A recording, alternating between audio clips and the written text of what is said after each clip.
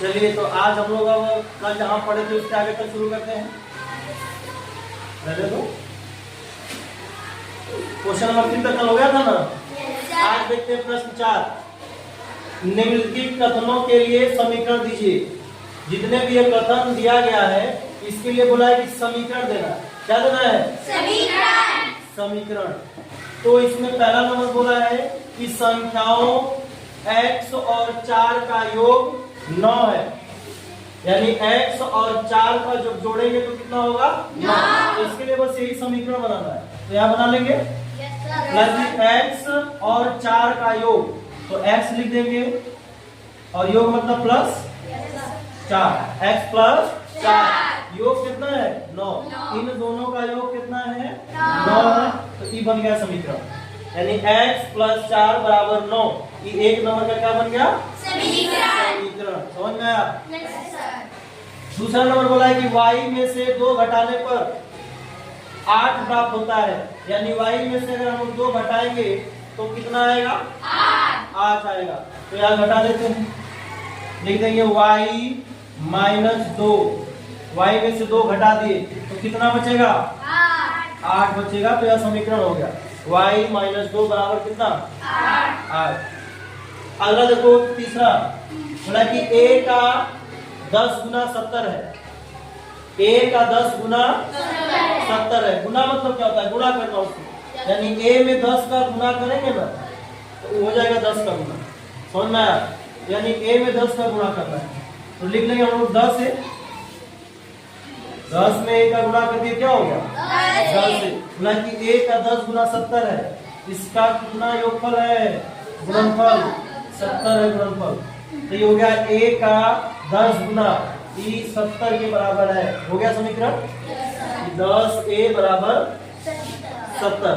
अगला 4 नंबर, संख्या b को 5 से भाग देने पर 6 प्राप्त होता है। एक संख्या b है, भाग किसे देना है? 5 से भाग देना है। तो प्राप्त कितना होता है? 6।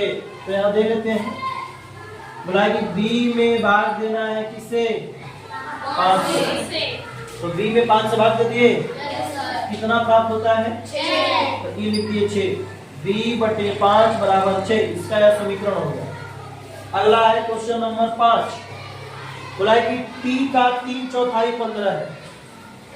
t का 3/4, 3/4 क्या होता है? 3/4।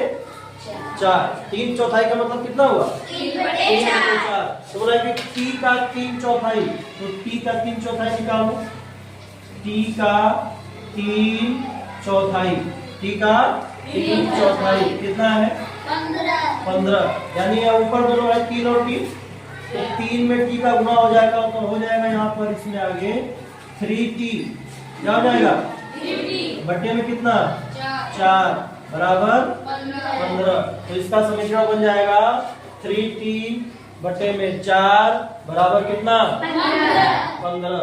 अब देखिए क्वेश्चन नंबर 6। बोला कि m का 7 गुना और 7 का योगफल आपको 77 देता है। पहले बोला है m का 7 गुना, तो m का 7 गुना करेंगे तो 7m हो जाएगा। कितना हो जाएगा? 7m। m का 7 गुना मतलब कि m में 7 से गुणा कर देना। तो m में 7 से गुणा कर दिए। बोला कि और 7 का योगफल, 7 का योगफल, यानी इसी में 7 को जोड़ने बोला है। m का हो गया 7 गुना और 7 का योगफल, 7 इसी में जोड़ दिए। जोड़ दिए। बोला कि आपको 77 देता है। इसका मतलब कि बराबर में कितना हो जाएगा? 77। यह हो गया m का 7 गुना प्लस कितना? 7 का योगफल बराबर 77। 7m प्लस 7 बराबर 77। समझ में आया? अगला क्वेश्चन है 7 नंबर। देखिए, एक संख्या x की चौथाई ऋण 4 आपको 4 देता है। ऋण 4 मतलब समझते हो? ऋण 4 का मतलब होता है -4। ऋण 4 का मतलब ऋण मतलब होता है माइनस, और धन मतलब होता है प्लस, यानी इसको कहते हैं ऋणात्मक और धनात्मक। एक संख्या x की चौथाई x की चौथाई। चौथाई मतलब 1/4। चौथाई मतलब 1/4। तो बोला कि x की चौथाई, तो x की चौथाई x/4 हो जाएगा। x की चौथाई कितना होगा? संख्या x की चौथाई यानी x/4 ऋण 4। ऋण 4 मतलब -4। -4। फिर बोला है कि आपको 4 देता है बराबर 4। 4 4 आ गया इसमें तो, यानी समीकरण बन जाएगा x/4 -4 बराबर 4। समझ में आया? अब देखो अगला 8 नंबर बोला कि यदि आप y के 6 गुने में से y का 6 गुना यानी 6 से गुणा कर देना है, 6 गुने में से 6 घटाएं, उसमें से 6 घटाना है तो आपको 60 प्राप्त होता है। तो हम लोग पहले स्टार्टिंग से इधर से काम करना शुरू करते हैं कि यदि आप y के 6 गुने में से, तो पहले y का 6 गुना निकालो, तो y का 6 गुना 6y हो जाएगा। Yes sir. बोलो यस सर। में से 6 घटाने पर इसमें से भी 6 घटा देना है। इसमें से जब 6 घटाएंगे तो बोला है कि तो आपको 60 प्राप्त होता है। बराबर कितना हो जाएगा? 60। बन गया सब। 6y - 6 बराबर कितना? 60। अब लास्ट क्वेश्चन इसका देखिए, यदि आप z के 1/3 में 3 जोड़ें तो आपको 30 प्राप्त होगा। तो पहले z का 1/3 निकालेंगे। 1/3 मतलब होता है 1/3। कितना? 1/3। तो z में 1/3 का गुणा कर देंगे तो हो जाएगा z/3। तो ये हो गया z का 1/3 में 3 जोड़े, तो में 3 जोड़े मतलब इसमें +3 कर दो, +3 आपको 30 प्राप्त होता है बराबर 30। बराबर कितना? 30। अभी समीकरण बन गया z/3 + 3 बराबर 30। समझ में आया? इसको बना लेंगे अपने से अब। ठीक। प्रश्न 5। प्रश्न 5, निम्नलिखित समीकरणों को सामान्य कथन के रूप में लिखिए। अब देखिए क्वेश्चन 4 में सामान्य कथन दिया था और समीकरण पूछा था। इस क्वेश्चन में समीकरण देके और इसको हिंदी में सामान्य कथन लिखना है। समझ में आया? अब इसका सामान्य कथन पहला बोला है कि p + 4 = 15, इसको हिंदी में लिखना है सामान्य कथन। तो p + 4 = 15 क्या लिख देंगे? संख्या p और 4 का योग कितना है? 15। तो लिख देंगे संख्या p और 4 का योगफल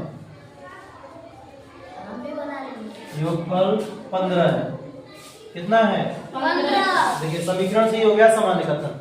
संख्या p और 4 का योगफल 15 है। दूसरा बोला है कि m - 7 = 3। क्या लिख देंगे? संख्या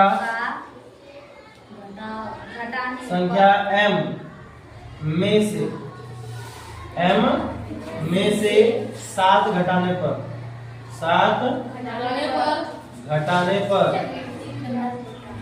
3 प्राप्त होता है। 3 प्राप्त होता है। ये हो गया इसका सामान्य कथन। समझ में आ रहा है? अगला है 3 नंबर बोला कि 2m = 7। यहाँ क्या हो रहा है? गुणा हो रहा है दोनों में। Yes sir. तो लिख देंगे m का 2 गुना 7 है। m का 2 गुना 7 है। यहाँ लिख देंगे संख्या m का 2 गुना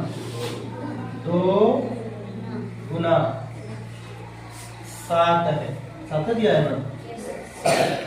हो गया संख्या m का 2 गुना 7 है। समझ में आ रहा है सभी को? Yes sir. ऐसा लिख लेंगे ना बाकी सब? चलो चौथा नंबर देखते हैं। बोला कि m/5 = 3, यानी m में 5 से भाग करने पर 3 प्राप्त होता है। लिख देंगे? क्या लिख देंगे? संख्या m में 5 से भाग देने पर 5 से भाग देने पर 3 3 प्राप्त होता है। 3 प्राप्त होता है। अगला क्वेश्चन देखिए 5 नंबर क्या बोला है 3m बटे 5 बराबर 6। अब यहाँ ध्यान से देखो 3m यानी m में 3 का गुणा हुआ है और 5 से भाग दिया है। इसका मतलब कि m का 3 गुना m का 3 गुने में 5 से भाग देने पर 6 प्राप्त होगा। समझ आ रहा कैसे लिखते हैं? पहले यहाँ से शुरू करते हैं ऊपर से 3m है इसका मतलब कि m का 3 गुना यहाँ लिख देंगे संख्या m के 3 गुने में 5 से भाग देने पर कितना प्राप्त होता है 6 प्राप्त होता है। समझ में आया? तो ये हो गया समीकरणों से सामान्य कथन बनाना। समझ में आएगा सभी को? चलिए अब अगला क्वेश्चन देखिए प्रश्न 6 बोला है कि 3p + 4 बराबर 25। अब यहाँ स्टार्टिंग से पकड़ो इसको। p में 3 का गुणा किया है p में 3 का गुणा किया और 4 जोड़ा यही तो लिखना इधर। तो लिख देंगे p का संख्या उठा छोड़ दो संख्या लिखना चाहे मत लिखना इसके। तो देंगे p का 3 गुना p का 3 गुना या 3 गुने p का 3 गुने में क्या जोड़ने पर 4। तो p के यहाँ के लिखो ठीक लगेगा p के 3 गुने में 4 जोड़ने पर 4 जोड़ने पर 25 प्राप्त होगा। 25 प्राप्त हो गया। अब देखो क्वेश्चन नंबर 7 बोला कि 4p - 2 बराबर 18। बताओ 4p का मतलब क्या होगा p के 4 गुने में p के 4 गुने में से 2 घटाने पर 18 प्राप्त होगा। p के 4 गुने में से 2 घटाने पर 18 प्राप्त होता है। तो लिख देंगे p के 4 गुने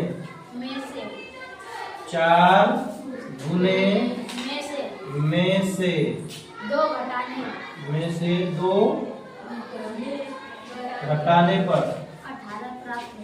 2 घटाने पर 18 प्राप्त होता है। समझ में आया? अब अगला देखो क्वेश्चन नंबर 8 बोला कि p बटे 2 + 2 बराबर 8। तो सबसे पहले देखो हुआ क्या है p में 2 से भाग करने पर या p में 2 से भाग करके 2 जोड़ने पर 8 प्राप्त होता है। ये लिखेंगे p या p को मैं की जगह लिख दो p को 2 से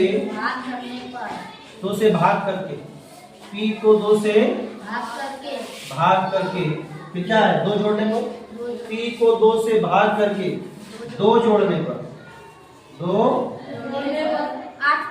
जोड़ने पर 8 प्राप्त होता है।